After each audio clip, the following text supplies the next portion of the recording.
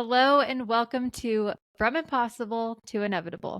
I am your host, Megan Bauer. Thank you so much for joining me today and pushing play on today's episode. I appreciate you and I am so grateful for your comments and your likes and your subscribes and all the love you send to me energetically. This is episode 91, and we are finally getting to the third book in the little trilogy that we've been working through by Ryan Holiday. So the first book was called, or is called, "The Obstacle Is the Way," and that I talk about this. I talk about this book in episode 86. The second book is called "The Ego Is the Enemy," and I talk about that one in episode 88. So today we have the final book, which is "Stillness is the Key." Now, this book really resonated with me because I am a seeker of stillness. Even before I read this book, stillness was something that I always sought out, and I didn't even realize how much I sought it out until I was a young mother. Like, really, my senior year of high school, most everybody had left the house, and it was my dad and I had a lot of time to just be still. And sure, I was a teenager, but I I sought out opportunities to be out being still, not doing anything, not meeting up with people, not necessarily having, some sort of agenda, but I sought out opportunities to just be. And then I went to college and I had my own room so I could shut out my housemates. And then later I had my own apartment so I could shut out everyone. And I sought those opportunities to be still, including I was a an art major, and so I even worked late in the studio because no one else was there, and I had those opportunities to just be away from everything. And then imagine my shock as a young mother being like, this human is always freaking here. Like, she's there when I wake up, she's there when I go to bed. I cannot escape. And so that's when it really started to highlight to me that I had this pattern of seeking stillness without even really realizing it. And so Jake and I implemented my quote unquote alone time, and I was able to spend time by myself, for myself, however I chose. And that I needed that. Okay. So this book really resonated with me. Now, as in true Ryan Holiday fashion, he breaks up the book into three parts, and in this one, he breaks it up into mind, spirit, and body, and gives you tips, advice, and stories on seeking stillness in each of those areas of your being. So the first one that he starts off with is mind, and he talks about limiting your inputs. Now, this can be kind of controversial because, we're a society where we can have any information that we want. It's just at our fingertips. We can look up anything. We can be completely connected to the news 24/7. It's always running somewhere. You can be listening to music in the car, a podcast on the walk. You can have the TV running all day long, and there are endless inputs.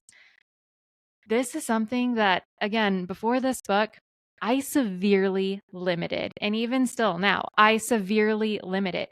And there are people who are like, you don't listen to the news? You don't watch the news? And I'm like, no, because if it's important enough, I'll hear about it. I always do. I don't watch the news or listen to the news, and I still heard about the pandemic. I still knew what was going on. I still knew all of the regulations. I still knew all of the everything, but I didn't know the nitty gritty details. I didn't know all the little minute things, and that was fine. I didn't need to know all the minute things. What was I going to do about it? Nothing. So he talks about limiting your inputs. And Napoleon, the French conqueror, right?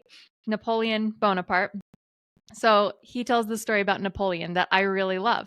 And he says Napoleon was content on being behind on his mail, even if it upset people or if he missed out on some gossip, because it meant that the trivial problems had to resolve themselves without him. We need to cultivate a similar attitude. Give things a little space. We don't consume news in real time.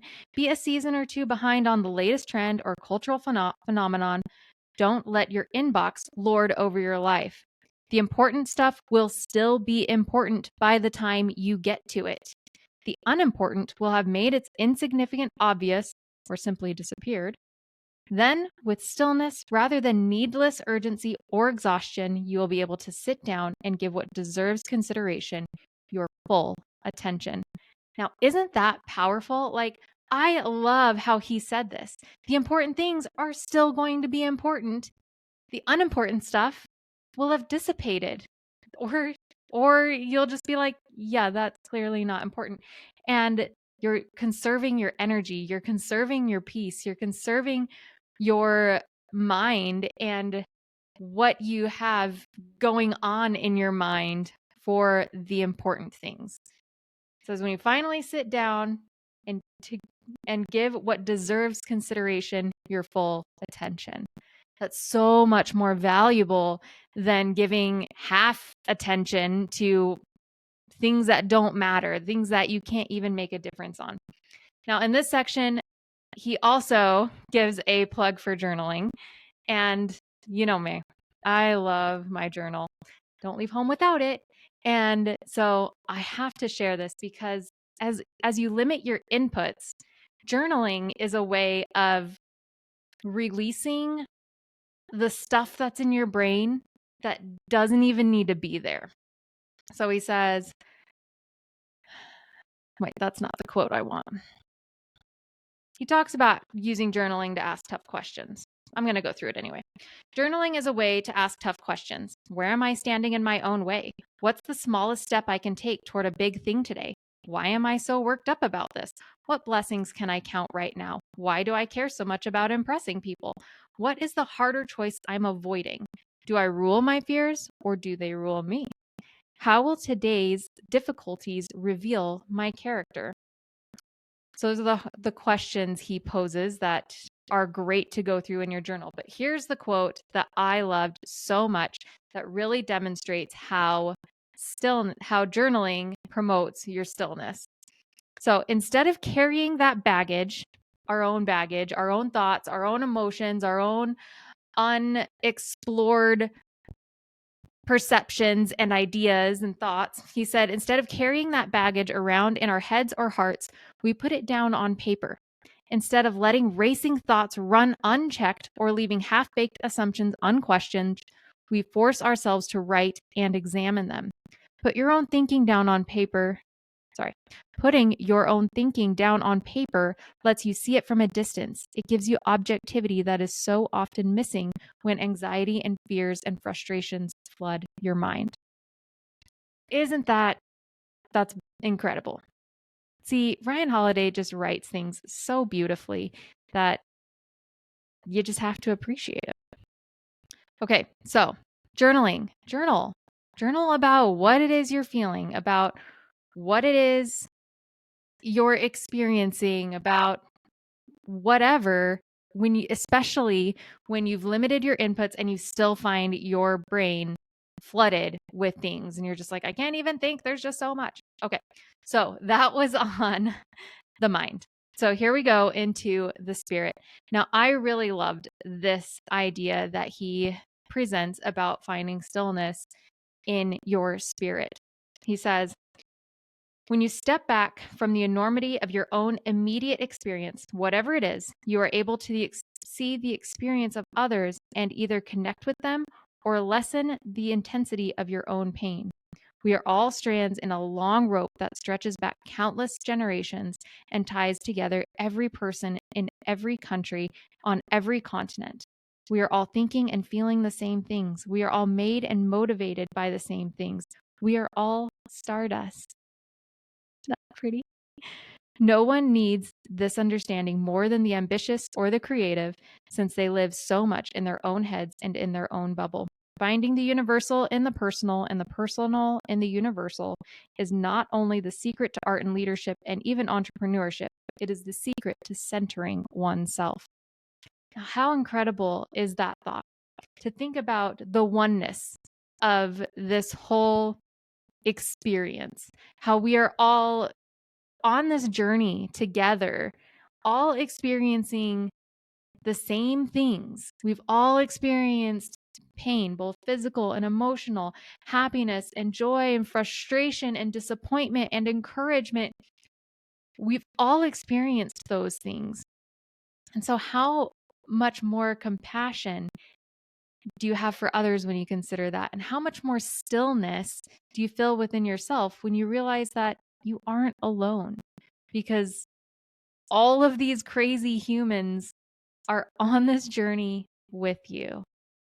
And not only that, but you're made up of everything on this earth. How wonderful it is to sit on a park bench and look at the birds flying in the sky and seeing the ripples of the lake and hearing the wind through the trees and being like, the stuff that made all of these things made me too.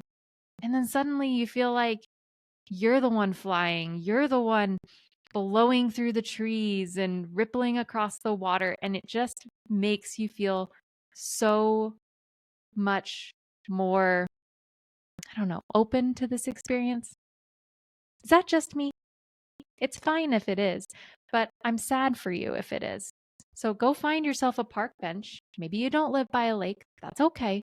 Go find yourself a park bench and just soak in the moment. Soak in whatever it is you're hearing and seeing and feeling and touching. Use all of those beautiful senses that you've been given to absorb everything that's around you and acknowledge that you're made of that stuff too. Like everything that makes, which just organized differently. Isn't that crazy? It's crazy. It's cool. Okay, so moving on. The last section is the body.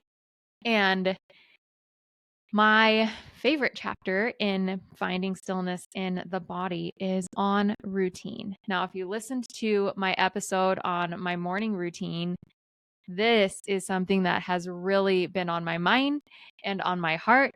And it's been something that I've been really focused on implementing. And I've found a lot of magic in establishing this routine that I have set for myself. And if you have no idea what I'm talking about, I don't have the episode number here because I didn't think to pull it up, but just a few back, I've got my morning routine that I've just recently implemented this year. And it was quite a feat for me to do so. And I'm very proud of that accomplishment. Okay. So he talks about routine and how routine can help you find stillness. So he says the psychologist William James spoke about making habits our ally instead of our enemy.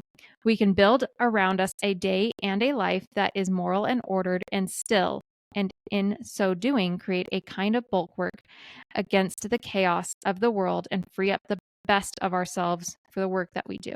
So the following is a quote from William James. He says, the more of the details of our daily lives we can hand over to the effortless custody of automatism, that's a new word for me, the more our higher powers of mind will be set free for their own proper work. So unpacking that a little bit, the more we can hand over our day, our typical behavior, our decision making, the more our mind will be set free to do our work, to do whatever it is that we were here to do, to create however it is that we were meant to create, to produce the magic that we make in this world. So I mentioned in my episode about my morning routine that there was a morning, specifically the morning that I recorded that episode, that I did not engage in my routine. And what an eye-opening experience that was for me, because I woke up and I felt immediately overwhelmed. I was like, okay, well, now it's 8 a.m. and not 5 a.m. And now what do I do? Do I still run through the routine? Do I just get in the shower and continue on with my day? Like, what do I do now? Like, my routine had built in for me this is what's next. And without it, I felt really off. I felt like I all of a sudden have all these decisions to make and I don't know what decision to make. And now I have to think about it. Like, what? That's the power of a routine. And so when I run my routine, my mind is totally freed up to be creative, to think of ideas, to dissect my thoughts and experiences and feelings, and ask myself important questions. And that's what a routine can do for you. So, yeah, not everything has to be a routine, but there should be enough in your life that is a routine that you are freed up to be still and available for inspiration to strike into you. One last quote on this routine, and he says, when we not only automate and routinize the trivial parts of our life, but also make automatic good and virtuous decisions, we free up resources to do important and meaningful exploration. We buy room for peace and stillness and thus make good work and good thoughts accessible and inevitable. Of course, I loved that. So, stillness is the key. Our lives these days are so busy. We've got so much going on. We have so much noise. We have so much available at any given time that we can very easily be swept away in the tide and lose our way to our own inspiration, to do our own important work, to engage in what it is that we are meant to engage in. Now, none of these things that make our world noisy are bad. None of it is. A lot of them are really great. And that's not saying that you should go, live like a monk. It's saying that you need to make sure that you put stillness intentionally into your life, however that is for you. And this book has a lot of really great ideas. I don't know that I will ever be able to implement all of them, and that's not even really the point. The point is to make a difference in the amount of stillness that you engage in and have a meaningful exchange with to improve your life. That's the point. If you just do one of the things and limit your inputs and that makes a ginormous difference to you, great. Keep going. Good for you. Okay? Stillness is the key. Really great book. I loved it. I resonate with seeking out stillness and engaging in that and allowing yourself to be open for inspiration, for your magic, for the things that you are designed to do. That's where it's at. That's where you find it. Okay, that feels good. Thank you so much for joining me again today. I appreciate you. I send you my love. Until next time, bye for now.